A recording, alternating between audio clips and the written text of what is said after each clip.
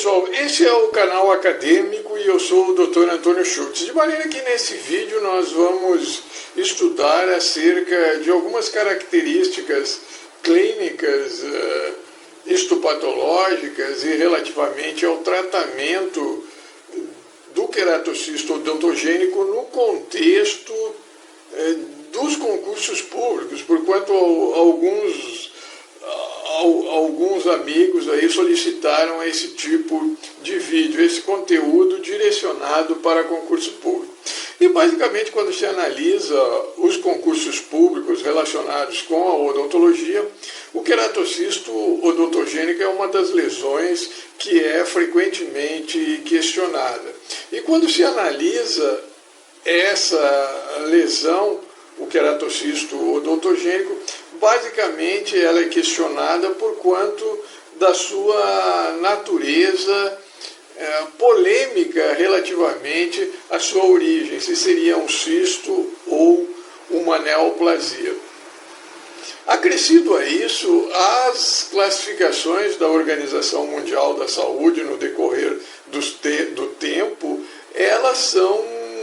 contraditórias. Algumas delas apontam como cisto, a de 2005 modificou a denominação do queratocisto odontogênico, propondo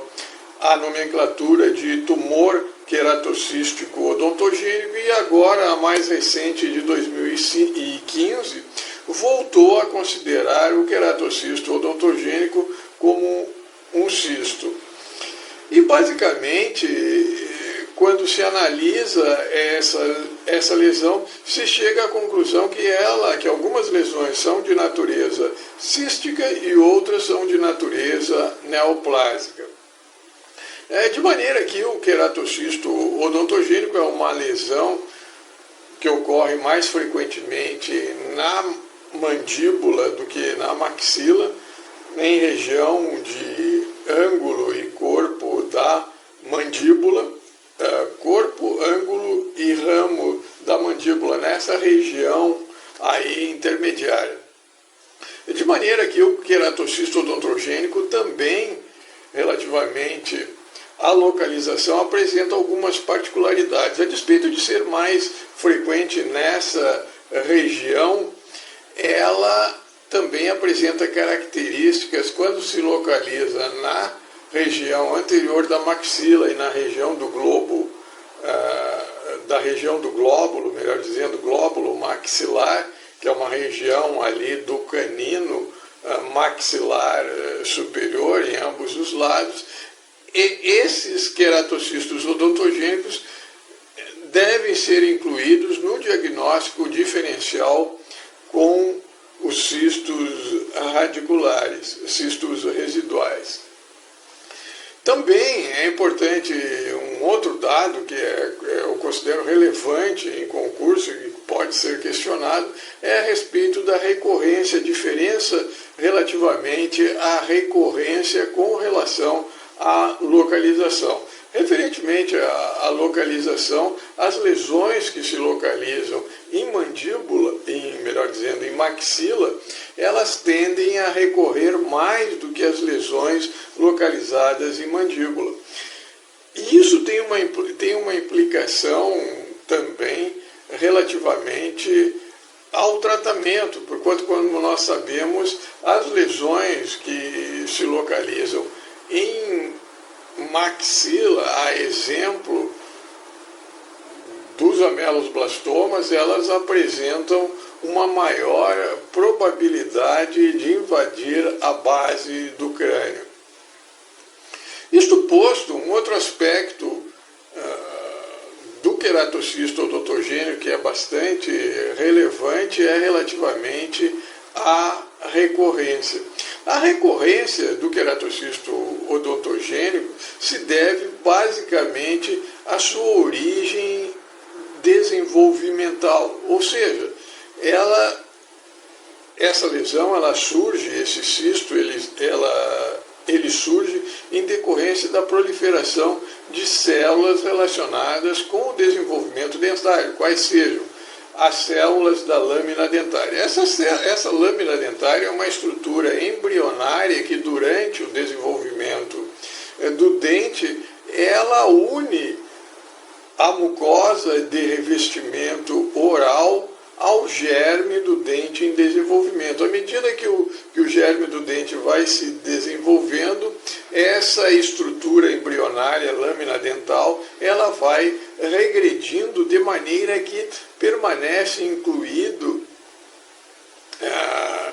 no tecido periodontal restos epiteliais, no interior do tecido ósseo também, restos epiteliais denominados de restos da lâmina dentária. E como essa estrutura é uma estrutura embrionária, esses restos embrionários eles são denominados de quiescentes, ou seja, eles apresentam a propriedade de, quando adequadamente estimulados, proliferar numa velocidade tal como a velocidade de proliferação das estruturas embrionárias, que usualmente é superior à dos tecidos já completamente diferenciados. Além dessa capacidade proliferativa conectada com a recorrência, existe uma outra peculiaridade relativamente ao queratocisto que relaciona o queratocisto a uma maior tendência para recidiva, recorrência, que é decorrente das suas características histopatológicas. O queratocisto odontogênico, usualmente, é uma cavidade cística essa que é revestida por uma cápsula contendo tecido epitelial. Essa cavidade revestida por esse epitélio de revestimento cístico, usualmente em torno de 15 células, que apresenta uma célula de camadas basais de células colunares ou cilíndricas, com núcleo polarizado na direção oposta à junção epitélio conjuntivo. Esse epitélio de revestimento cístico, ele tem usualmente uma espessura entre ao redor de 15 células da camada de células espinhosas, de maneira que, do epitélio estratificado e escamoso, de maneira que esse epitélio, quando da remoção cirúrgica, ele é facilmente fragmentado. Também um outro dado que é relevante relativamente à maior recorrência, que é usualmente questionada em concurso público, é a junção entre o epitélio e o conjuntivo, que é usualmente frágil. Então, durante a remoção cirúrgica, esse epitélio de revestimento cístico e a cápsula cística são frequentemente fragmentadas. E também, associado a essa cápsula de revestimento cístico,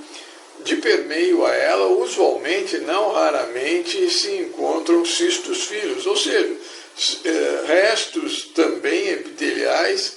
constituídos por células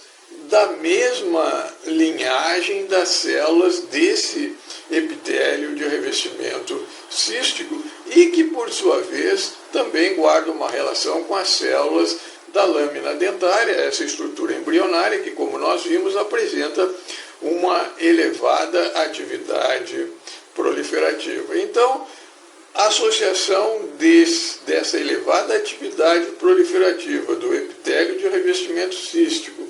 dos cistos filhos presente na cápsula de tecido conjuntivo e a frágil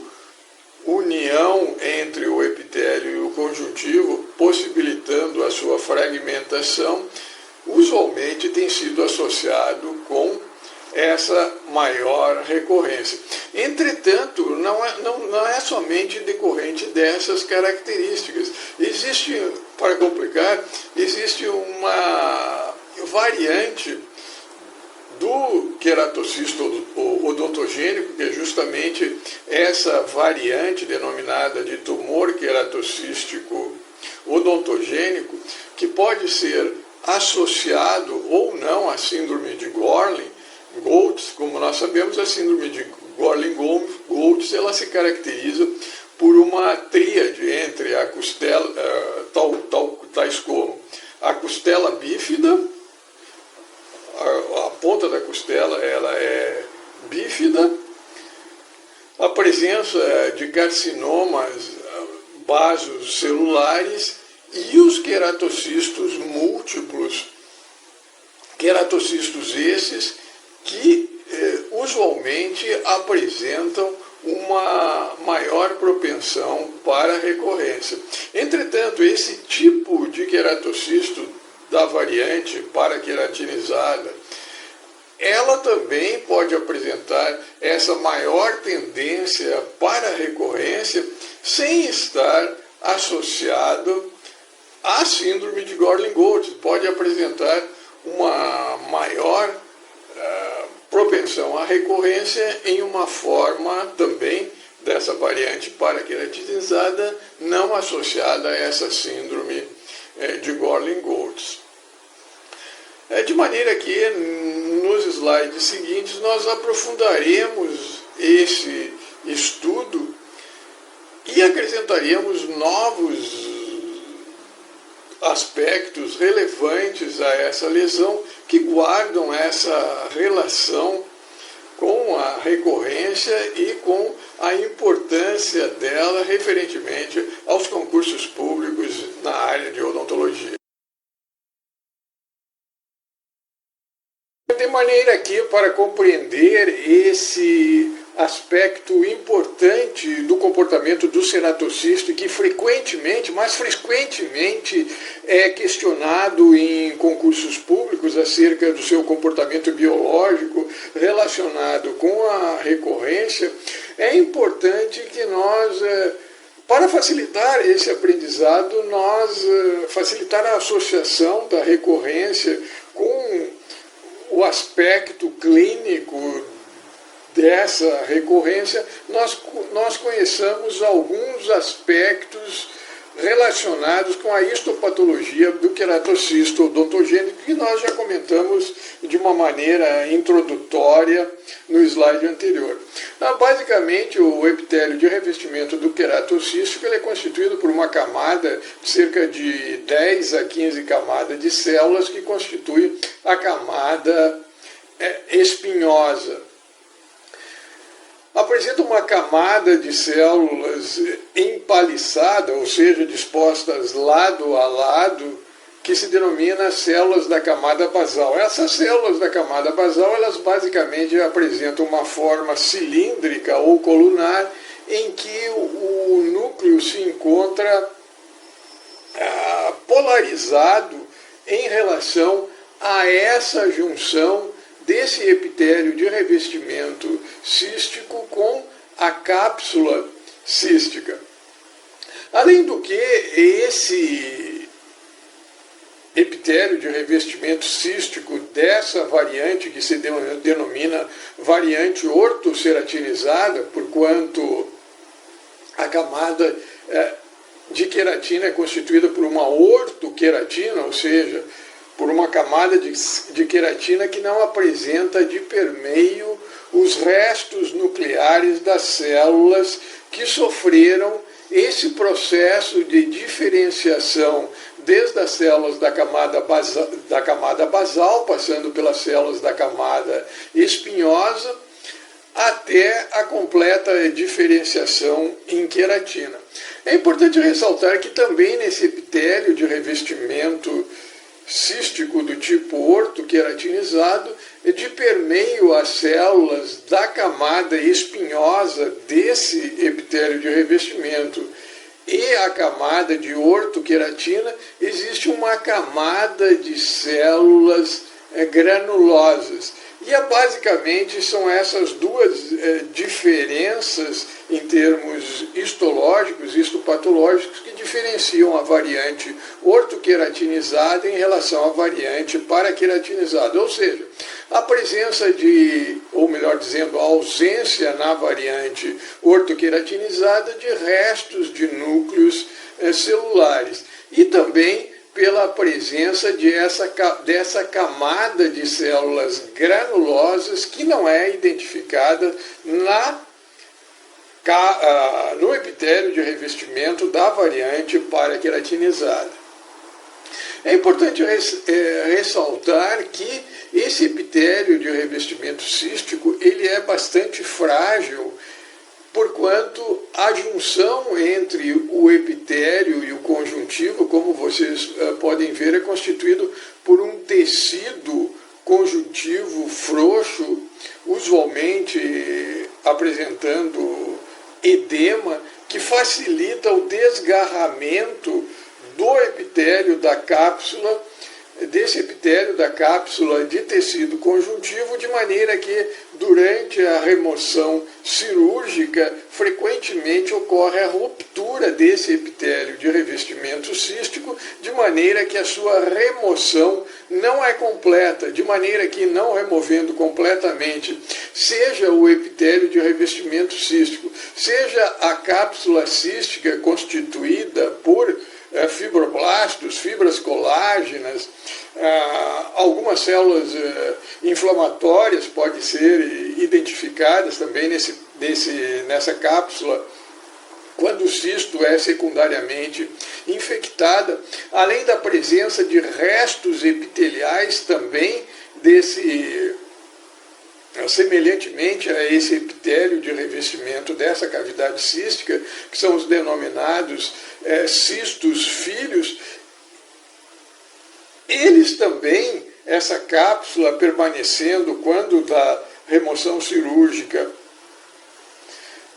pode também esse epitélio de revestimento cístico, desses cistos filhos, proliferarem e recidivarem. Então essa é também uma explicação para esse comportamento biológico mais agressivo do queratocisto, relacionado com a sua dificuldade na remoção cirúrgica, que aumenta o percentual de recorrência comparativamente a outros cistos odontogênicos, tais como o cisto radicular, o cisto dentígeno, dentre outros. Isto posto, a variante queratinizada, conhecendo a variante ortoqueratinizada, nós apresentamos a variante em tela, a variante paraqueratinizada. Como nós vimos, essa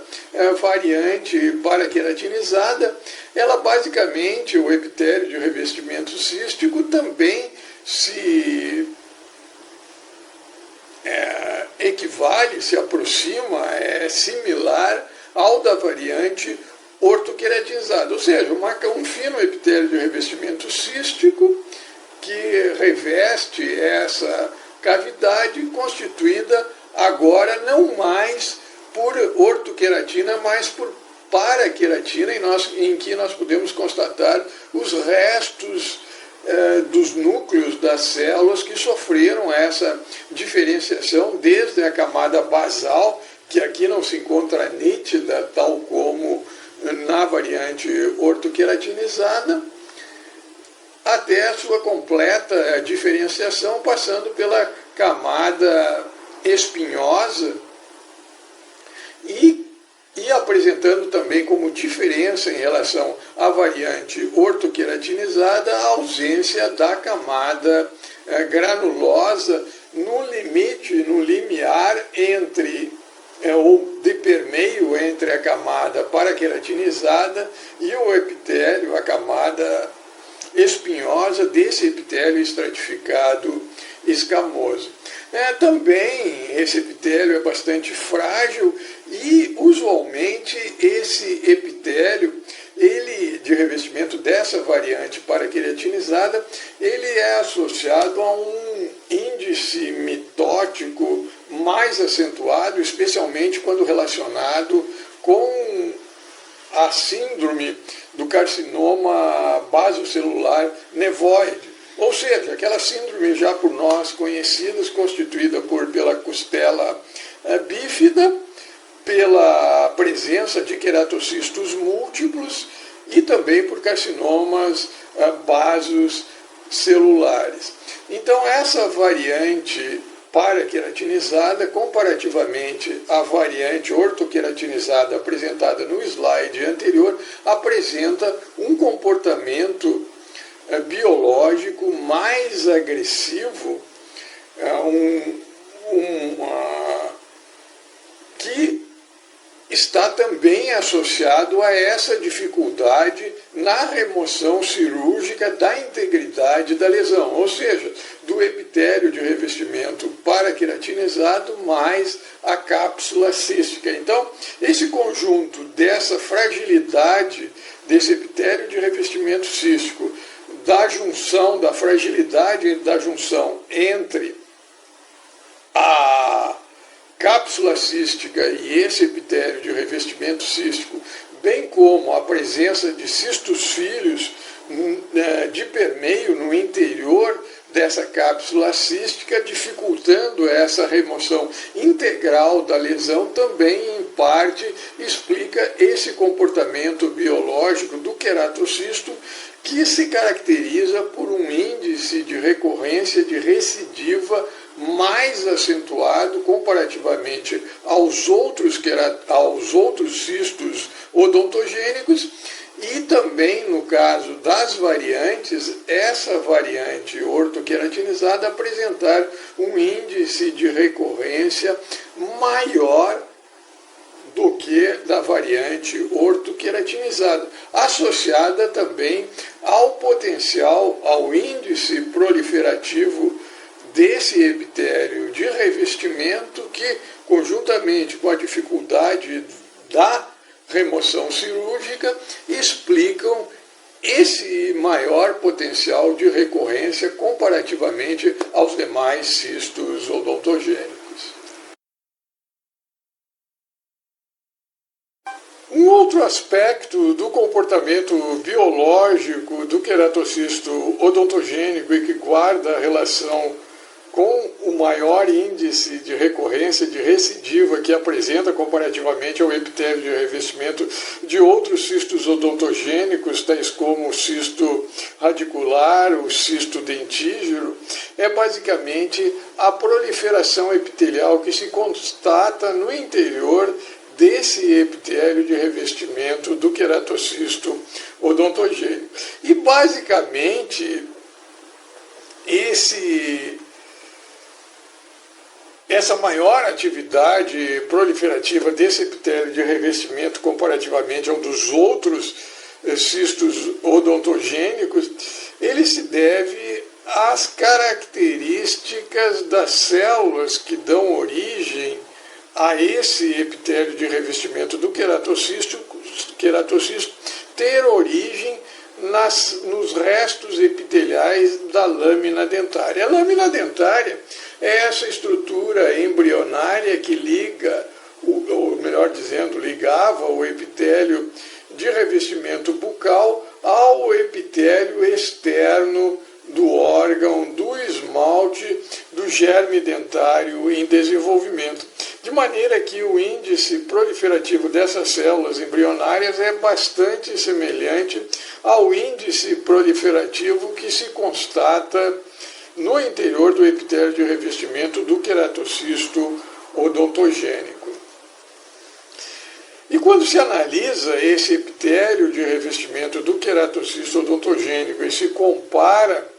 com o epitélio de revestimento do cisto dentígero, do cisto radicular, se constata que basicamente a proliferação epitelial, as células proliferantes, se encontram na camada suprabasal, enquanto que no epitélio de revestimento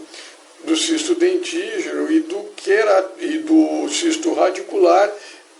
essas células proliferantes se distribuem entre a camada basal e a camada suprabasal. E é basicamente o que se identifica nessa fotomicrografia corada imunohistoquimicamente, em que um epitélio de revestimento de um queratocisto odontogênico paraqueratinizado, a coloração imunohistoquímica marca as células com localização suprabasal. As células basais são basicamente essas células empaliçadas, com formato colunar ou cilíndrico, dispostas lado a lado. De maneira que, quando se analisa, se compara essa atividade proliferativa nesse epitélio de revestimento do queratocisto odontogênico com esses outros dois cistos odontogênicos, por exemplo, o dentígeno e o radicular, se constata no epitélio de revestimento do queratocisto uma maior atividade proliferativa que guarda relação com uma maior síntese e secreção nesse cisto odontogênico paraqueratinizado, nesse queratocisto odontogênico, de citoquinas, fatores de crescimento e outros mediadores químicos que induzem um aumento dessa atividade proliferativa. Dentre esses mediadores químicos, dentre esses fatores de crescimento, dentre essas citoquinas, se ressaltam o fator de crescimento epidérmico, o fator alfa transformante do crescimento, o fator de crescimento endotelial vascular e também o fator de crescimento fibroblástico, dentre outros. Também se constata no epitélio de revestimento do queratocisto odontogênico, comparativamente a esses outros cistos odontogênicos, tais como o radicular e o dentígeno, uma também maior expressão de determinados genes esses que guardam relação, seja com a proliferação, seja com a inibição da proliferação. No caso, em tela, com a proliferação celular. E dentre esses genes se ressalta o gene P53. O gene P53, como nós sabemos, é um gene oncossupressor, ou seja, ele promove a inibição da proliferação celular. Contudo, quando ele apresenta uma forma mutante desse gene, ele induz o aumento da proliferação celular. De maneira que, de fato, há no epitélio de revestimento do queratocisto odontogênico, comparativamente ao epitélio de revestimento desses outros cistos odontogênicos, uma maior expressão desse gene P53. De maneira que alguns consideram que esse aumento de expressão desse gene P53 sinalizaria uma neoplasia, enquanto outros entendem que não, que mesmo a expressão desse gene P53 estando aumentada, esse aumento na expressão desse gene P53 não seria determinado por uma forma mutante desse gene P53, que aí sim adquiriria uma conotação de uma origem neoplásica, mas seria um mecanismo de feedback, ou seja, de contraposição, de controle do aumento da atividade proliferativa desse epitélio. Ou, em outras palavras, como o epitélio, as células proliferam mais, ocorreria o aumento da expressão desse gene que apresentaria um funcionamento normal, de maneira a se contrapor e manter o equilíbrio entre a proliferação e a inibição celular. Também um outro gene que tem a sua expressão aumentada, detectada no epitélio de revestimento do queratocisto odontogênico, é o gene BCL2, gene esse que guarda uma relação com a inibição da apoptose, de maneira que, inibindo a apoptose, ocorreria uma preponderância dos eventos proliferativos referentemente a esse epitélio de revestimento do queratocisto, e que justificaria também esse aumento da atividade proliferativa desse epitélio de revestimento comparativamente aos outros cistos odontogênicos e, consequentemente, explicaria algumas das suas características de um comportamento mais agressivo, como, por exemplo, a recorrência. E, finalmente, quando se analisa determinados queratocistos odontogênicos, especialmente da variante paraqueratinizada, seja na sua forma isolada, seja na sua forma associada à síndrome de Gorlin-Goltz, que nós já vimos que essa síndrome de Gorlin-Goltz se caracteriza por uma tríade de sinais e sintomas, quais sejam as costelas bífidas, os queratocistos múltiplos nos maxilares e a presença de carcinomas basocelulares nevoides. Então essa é basicamente a síndrome de Gorlin-Goltz, e esses queratocistos odontogênicos associados a essa síndrome ou não apresentariam determinado número deles, um percentual variável, algo em torno de 9 a 16%, características de uma neoplasia. E, de fato, para esses queratocistos seria correto a denominação de tumor queratocístico odontogênico, como foi proposta na classificação da Organização Mundial da Saúde de 2005. Entretanto, assim como a de 2015, que considera todos os queratocistos odontogênicos como lesões císticas, a de 2005 igualmente equivocada por considerar todos os queratocistos odontogênicos como lesões neoplásicas. E basicamente no contexto desses queratocistos associados à síndrome de Gorlin-Goltz ou não associadas à síndrome de Gorlin-Goltz, mas que apresentam esse comportamento mais agressivo e sugestivo de uma neoplasia, encontra-se uma explicação, qual seja mutações envolvendo o gene PTCH1, PTCH2, que é um gene que basicamente determina, quando funciona normalmente, a inibição de uma proteína denominada proteína smutenet, de maneira que essa proteína, quando inativada por esse produto gênico, ela não estimula outra proteína, como uma proteína de fusão, que determina a ativação de um fator nuclear esse que permanece restrito ao citoplasma, ele não migra para o interior do núcleo, em decorrência de não ocorrer essa ativação dessa proteína smutenet a esse fator de fusão que determina a ativação dessa proteína GLI. Contudo,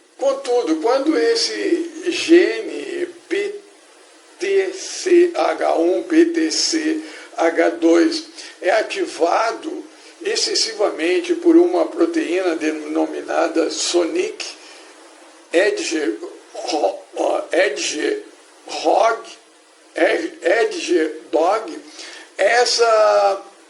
esse produto gênico que promovia a inativação dessa proteína smutenet, ela é inibida em decorrência dessa ligação, de maneira que essa proteína smutenet passa a se tornar ativada e determinando a ativação dessa proteína de fusão, que por sua vez ativa essa proteína GLI, proteína GLI, que migra para o interior do núcleo. No interior do núcleo há uma região desse dessa região do núcleo do DNA celular que reconhece, que é ativada por essa molécula GLI, de maneira que são transcritos, ocorre a transcrição por parte de determinados genes de produtos que induzem a proliferação celular. E em consequência dessa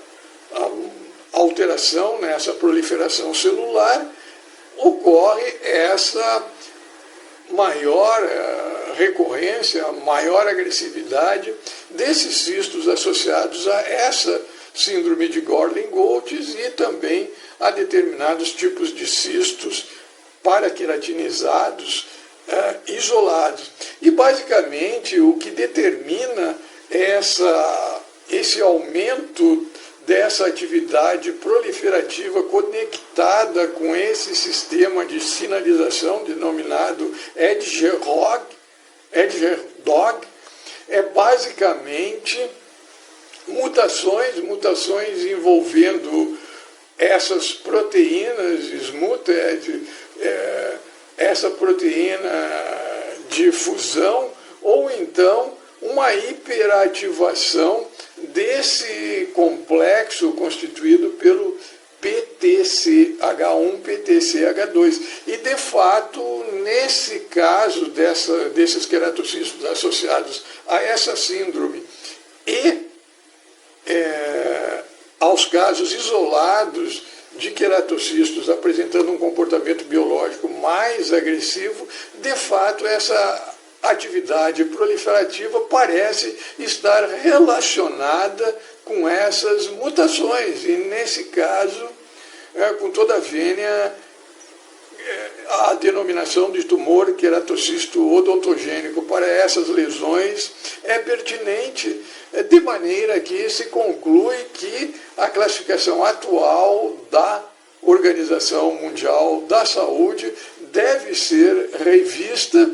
para incluir esse percentual algo em torno de 9 a 16% de lesões neoplásicas de tumores queratocistos odontogênicos. Finalmente, nós correlacionamos alguns aspectos clínicos com o comportamento biológico. Evidentemente que essa correlação será realizada de uma maneira bastante concisa, porquanto nós já apresentamos em vídeos anteriores. De maneira que o queratocisto odontogênico ele é uma lesão que é mais frequente no sexo masculino em relação ao feminino, na proporção de 3 para 1. Acomete predominantemente a região posterior da mandíbula em região de molares, contudo pode ser identificado na maxila, também na parte posterior. É importante ressaltar que quando essas lesões de queratocistos, importante para concurso, que quando essas lesões de queratocistos odontogênicos ocorrem, são identificados na parte anterior da mandíbula, na região de canino, esse cisto, esse queratocisto odontogênico é frequentemente confundido com o cisto glóbulo maxilar. E na região anterior da mandíbula, com o cisto fissural mediano. Lembrando para vocês que tanto o cisto glóbulo maxilar como o cisto fissural mediano, eles na realidade, eles não existem como uma lesão distinta. Eles são outros tipos de lesões odontogênicas que ocorrem nessas regiões. E dentre esses outros tipos de lesões odontogênicas que ocorrem nessa região de cisto glóbulo maxilar, antigo cisto fissural, ou então no cisto fissural mediano, é o queratocisto odontogênico. Ocorre na faixa etária predominante entre os 30 e os 49 anos, Contudo, pode ser identificado em praticamente todas as faixas etárias. E talvez o aspecto mais importante desses aspectos clínicos relacionados com o comportamento biológico do queratocisto odontogênico é basicamente a sua propriedade infiltrativa, isso é, ele se difunde, ele se infiltra, ele cresce, ele destrói o tecido ósseo por infiltrar as trabéculas ósseas, de maneira que ele atinge grandes proporções sem causar expansão óssea, como por exemplo com relação ao cisto dentígero. E radiograficamente nós observamos talvez a característica principal dessa lesão do queratocisto odontogênica seja as suas margens escalopadas, ou seja, constituída por reentrâncias e projeções que dão essa margem chamada de margem escalopada, escalonada, de maneira que também pode se identificar um padrão, um aspecto multilocular que pode confundir o diagnóstico dessa lesão do queratocisto odontogênico, especialmente quando associado a um dente incluso ou impactado, com diagnóstico diferencial de cisto dentígeno e principalmente de ameloblastoma unicístico, em decorrência desse aspecto multilocular que uma análise mais detalhada poderia sugerir o diagnóstico diferencial com ameloblastoma unicístico. Basicamente, referentemente às modalidades de tratamento, nessa referência bibliográfica mencionada em tela, é apresentadas as diferentes modalidades de tratamento em que se constata a uma visão a uma análise mais atenta, já um resultado interessante. A enucleação apresentou o resultado de uma recorrência uma taxa de recorrência em torno de 30%, enquanto que a enucleação mais a crioterapia apresentou uma recorrência de 38%, ou seja, 8% a mais. É importante ressaltar que eu já realizei um vídeo acerca do tratamento de ameloblastomas sólidos ou multicísticos pela crioterapia. E é interessante que mesmo em relação ao queratocisto odontogênico, ela apresentou uma taxa de recorrência maior que a simples enucleação. Também com relação às outras modalidades de tratamento, ressalta também a simples marsupialização mais a cistectomia. A marsupialização isolada é 33%. A marsupialização mais a cistectomia, ou seja, você realiza uma fenda, uma abertura na cavidade cística de maneira a proporcionar o escoamento desse conteúdo cístico, consequentemente a regressão da lesão, a diminuição do tamanho da lesão, facilitando a remoção cirúrgica. Esse procedimento de marsupialização mais cistectomia apresentou uma taxa de recorrência de 13%. E o outro resultado bastante interessante é a enucleação mais a solução de Carnoy. Essa solução de Carnoy é uma solução cauterizante que atualmente, na sua forma original, o FDA americano não aconselha que seja empregado, contudo continua sendo empregado na cirurgia bucomaxilofacial, que é uma solução cauterizante após a enucleação. Você remove a lesão e promove a passagem dessa solução cauterizante, que ela apresenta a propriedade de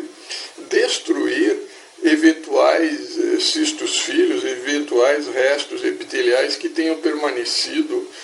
no tecido, em contato com o tecido ósseo, em decorrência, ou então entre as trabéculas, as espículas ósseas,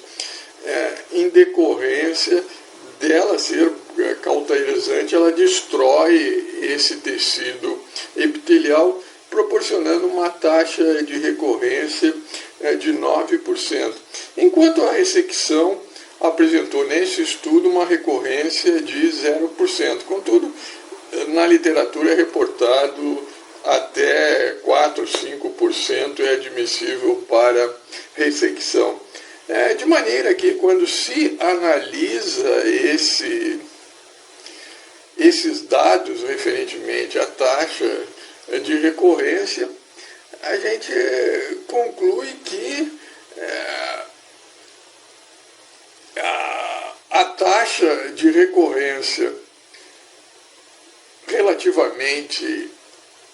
a esse percentual entre 8% a 9% corresponde ao percentual mínimo de lesões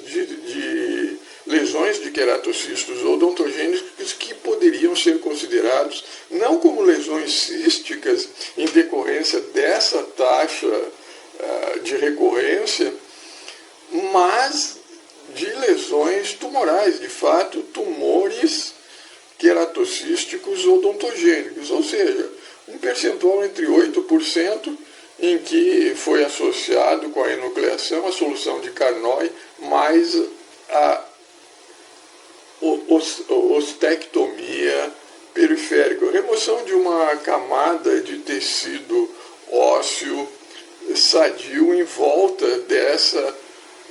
área correspondente à lesão cística que foi removida. E considerando que a ressecção pode apresentar uma taxa de 0 a 5%, admite-se que, refazendo esse cálculo das lesões císticas, ou melhor dizendo, das lesões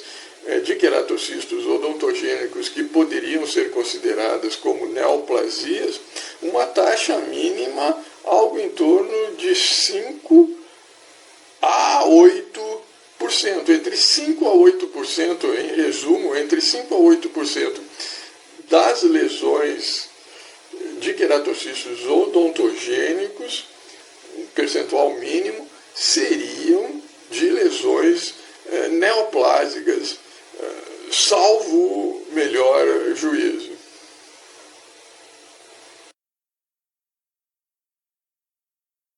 Nesse vídeo nós apresentamos conteúdos relacionados com o queratocisto odontogênico, uma questão que frequentemente ocorre